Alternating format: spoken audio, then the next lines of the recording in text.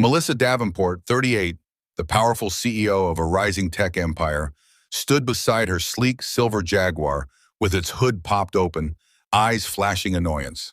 Her assistant hovered nearby, embarrassed, while a small crowd of suited executives gathered to watch the spectacle. "Look at this thing," Melissa scoffed, gesturing toward the smoking new engine.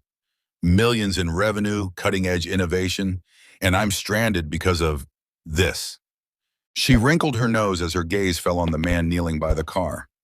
Marcus Cole, 35, a tall black mechanic with grease-stained overalls, had arrived from the modest repair shop down the street. His hands, rough and strong, moved with calm precision over the tangle of wires and steel. Melissa crossed her arms and let out a laugh sharp enough to cut glass.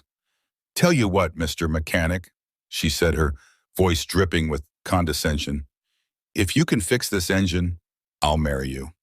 The executives roared with laughter. Phones came out, recording the moment. The CEO humiliating a man who worked with his hands. To them, it was entertainment. To Marcus, it was another reminder of a world where dignity was too often stolen with a smile. But he didn't flinch. He didn't argue. He looked up, his dark eyes steady, and said simply, "Engines don't care about titles, ma'am. They just need someone who knows how to listen." Something about the way he said it made the laughter fade, though no one admitted it. Melissa rolled her eyes, brushing off his words like oil on her designer blouse.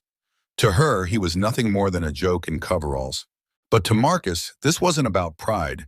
It was about proving something deeper. That value doesn't come from power suits or corner offices, but from resilience, skill, and heart. As his wrench turned and the smell of burning faded into clean gasoline, Marcus felt more than metal shifting into place. He felt the weight of every time he'd been underestimated, every time the world laughed at a man who worked with his hands instead of spreadsheets. And when the Jaguar roared back to life, the sound silenced the crowd.